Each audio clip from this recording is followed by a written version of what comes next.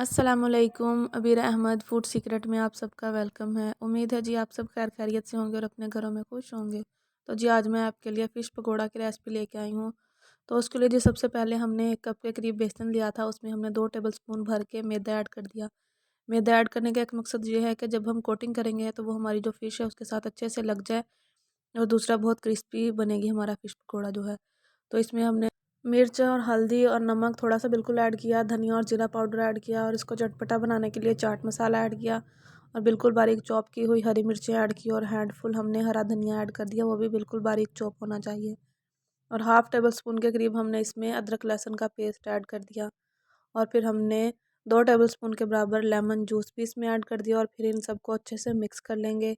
और पानी जो है वो थोड़ा थोड़ा ऐड करेंगे, ज़्यादा पानी नहीं ऐड करेंगे, और जो हमारा मिक्सचर है वो ज़्यादा पतला नहीं होना चाहिए, थोड़ा सा हम इसकी जो कंसिस्टेंसी है वो गाढ़ी रखेंगे।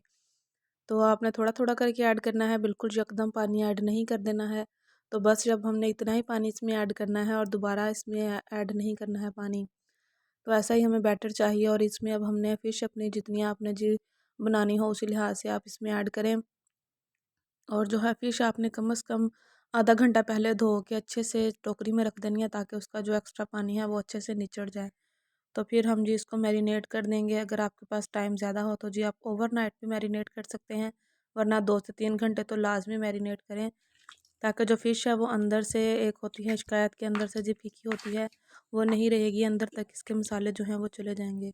और फिर जी हमने इसमें ऑयल बिल्कुल फुल गरम करना है हमने, और फिर हमने अपनी इसमें मछली जो कोटिंग हमने अच्छे से इस पे लगा के बेसन वाली, फिर हमने इसमें अपने ऑयल में ऐड कर दिया है।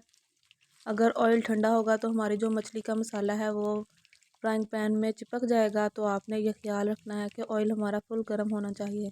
बॉइलिंग जैसे होना होता है ना, वैसे पहले आप थोड़ा सा चेक कर लें, और फिर बाद में अपनी जो फ़िश पकोड़ा है वो उसमें ऐड कर दिया। और फिर जब एक साइड से अच्छे से पक जाए तो फिर हम इसकी साइड टर्न कर देंगे। आप देख सकते हैं मुझे बिल्कुल भी नहीं चिपकी है साथ बर्तन के, क्योंकि हमने इसको गर्म तेल में डाला था। अगर ठंडे तेल में डालेंगे तो जी ये साथ चिपक जाएगी।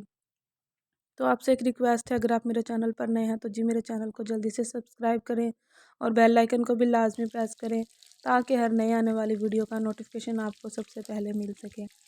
तो जी अब हमारी जो फ़िश पकोड़ा है वो रेडी हो गई है। मैंने उसमें टूथपिक भी डाल के चेक कर लिया था, बिल्कुल अंदर तक पक गई है। तो अब हम इसको अपने टिश्यू पेपर पे निकाल लेंगे, ताकि एक्स्ट्रा ऑयल जो है वो रिलीज़ हो जाए।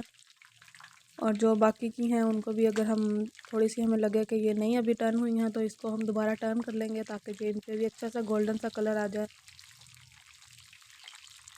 तो जी माशाल्लाह से अब हमने अपनी सारी जो फ़िश है वो निकाल ली थी फ्राई करके, और ये बिल्कुल अंदर तक बिल्कुल जूसी हैं और पकी हुई हैं, और मसाला भी बिल्कुल अंदर तक गया हुआ था।